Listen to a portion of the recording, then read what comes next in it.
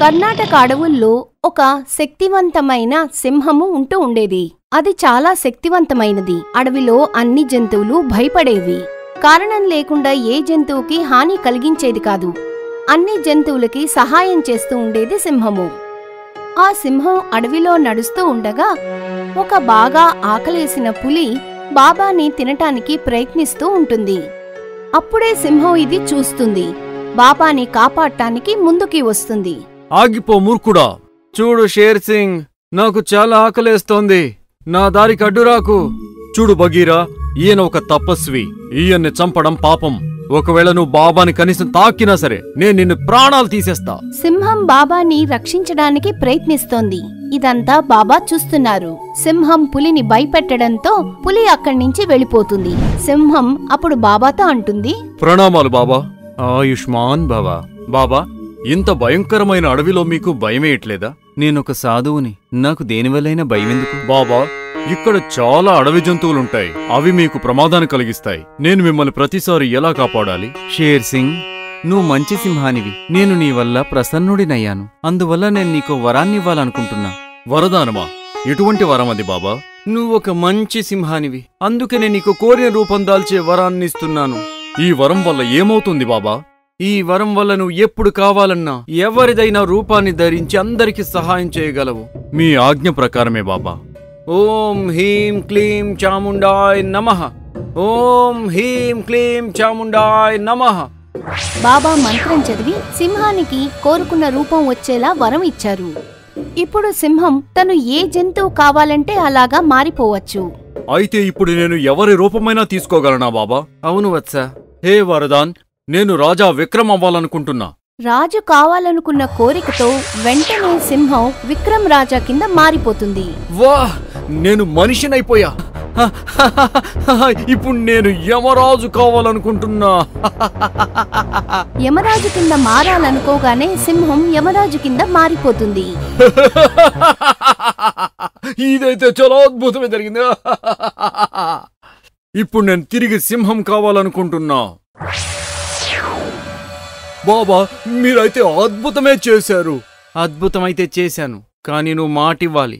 నువ్వు ఈ వరదానాన్ని ఎప్పుడూ తప్పుగా ఉపయోగించను అని. నేను మీకు మాటిస్తున్నాను బాబా. తథాస్తు.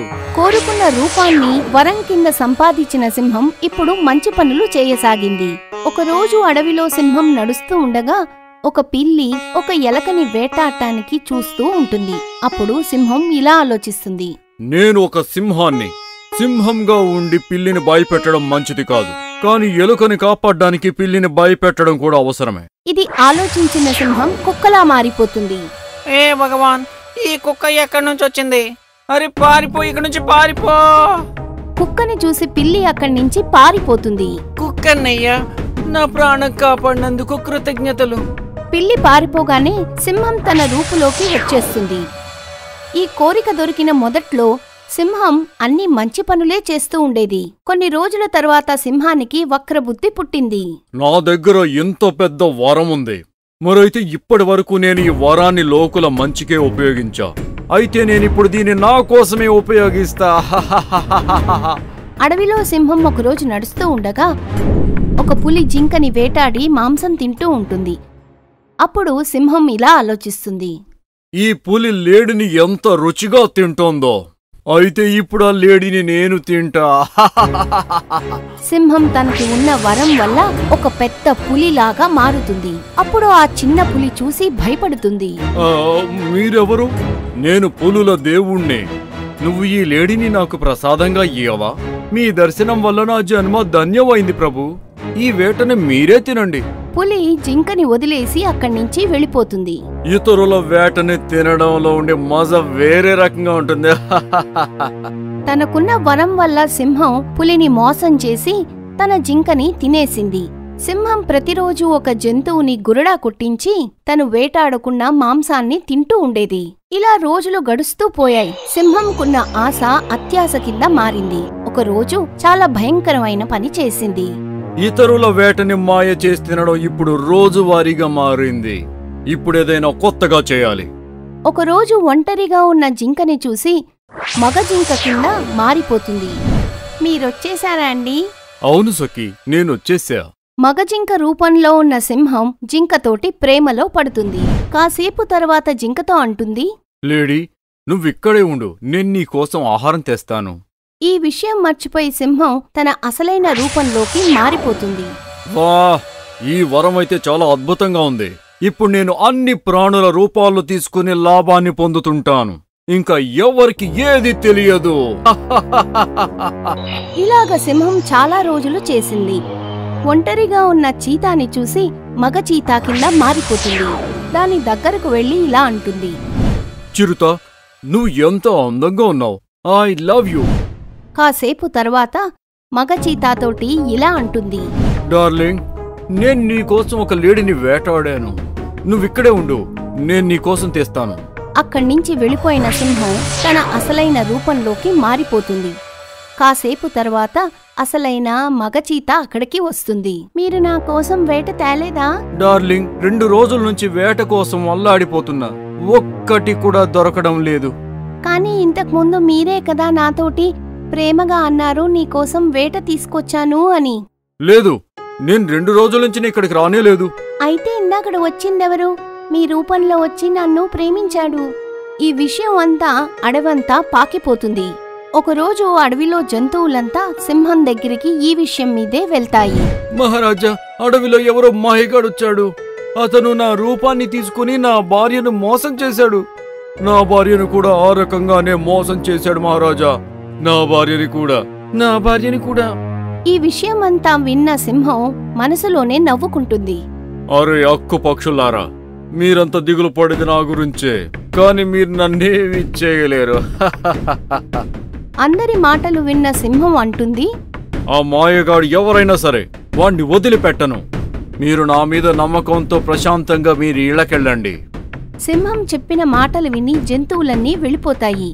మరుసటి రోజు సింహానికి ఒక ఐడియా వస్తుంది. చిన్నప్పుడు నేను రూపం మార్చే నాగినుల గురించి విన్నాను. అయితే నేను రూపం మార్చే నాగుగా మారి నాగినితో ఎంజాయ్ చేస్తే? మరుసటి రోజు సింహం నాగుపాము కింద మారి ఆడనాగుతోటి ప్రేమ వ్యవహారం నడిపిస్తూ ఉంటుంది. అప్పుడు పైనుంచి ఒక గద్ద ఇదంతా చూస్తుంది. బాగా ఆకలిగా ఉన్న గద్ద చాలా వేగంగా కిందకి వచ్చి నాగుపాముని పట్టుకుంటుంది. గ్రద్ద, నేను మీ రాజు షేర్ సింగ్ ని, నన్ను కిందకి దింపు. ఈ మాటలు విన్న గద్ద నాగుపావుని కిందకి తీసుకుని వస్తుంది. నాగుపావులో ఉన్న సింహం తనతోటి ఇలా అంటుంది, హే వరదాన్, నేనిప్పుడు నా అసలు రూపానికి రావాలనుకుంటున్నా. ఇలా అన్న తర్వాత కూడా సింహం రూపం మారదు. నాకు ఏం జరుగుతోంది? నేను నా అసలు రూపానికి ఎందుకు రాలేకపోతున్నాను? ఇంతలో అడవి జంతువులన్నీ అక్కడికి వస్తాయి. అన్ని జంతువులు వచ్చిన తర్వాత ఆ గద్ద బాబా కింద మారిపోతుంది. గద్ద నుంచి మారిన బాబాని చూసి సింహం అంటుంది, బాబా, నేను షేర్ సింగ్ ని. మీరే నాకు కోరిన రూపం మార్చే వరం ఇచ్చారు. కానీ చూడండి, నేను నా అసలు రూపానికి రాలేకపోతున్నా. దయచేసి నన్ను తిరిగి సింహాన్గా చేసేయండి. లేదు షేర్ సింగ్, ఇకపై ఎప్పటికీ నువ్వు తిరిగి షేర్ సింగ్ కాలేవు. కానీ ఎందుకు బాబా? ఎందుకంటే నువ్వు నీ మాట తప్పావు. నేను నీతో చెప్పాను ఈ వరాన్ని దుర్వినియోగం చెయ్యొద్దు అని, కానీ నువ్వు చేశావు. అందువల్ల దీనికి శిక్షను అనుభవించాలి. నన్ను క్షమించండి బాబా. లేదు బాబా, ఇతన్ని క్షమించొద్దు. ఎప్పుడైతే రక్షకుడే భక్షకుడవుతాడో అప్పుడు అతన్ని క్షమించకూడదు. ఓం హ్రీం క్లీం చాముండాయ నమః. ఓం హ్రీం క్లీం చాముండాయ నమః. బాబా గద్ద కింద మారి తన ముక్కుతోటి పొడిచి చంపేస్తుంది సింహాన్ని. తర్వాత బాబా ఇలా అంటారు, చూసారా అడవివాసులారా, చెడు కర్మల ఫలితం చెడుగానే ఉంటుంది. అందుకే ఎప్పుడు మంచి పని చేయండి. ఈశ్వరుడెప్పుడు మీకు మంచే చేస్తాడు. తర్వాత సింహం పుత్రుడైన షంషేర్ సింగ్ని అడవికి రాజును చేశారు బాబా. షంషేర్ సింగ్ మంచి రాజు కింద అడవిని పాలిస్తాడు. ఇప్పుడు అడవిలో అందరూ సంతోషంగా ఉంటారు. మీకు గనక మా వీడియో నచ్చింది అంటే ప్లీజ్ మా ఛానల్ని సబ్స్క్రైబ్ చేయండి. అలాగే ఈ వీడియోని లైక్ చేయండి, అలాగే షేర్ కూడా చేయండి. ధన్యవాదములు.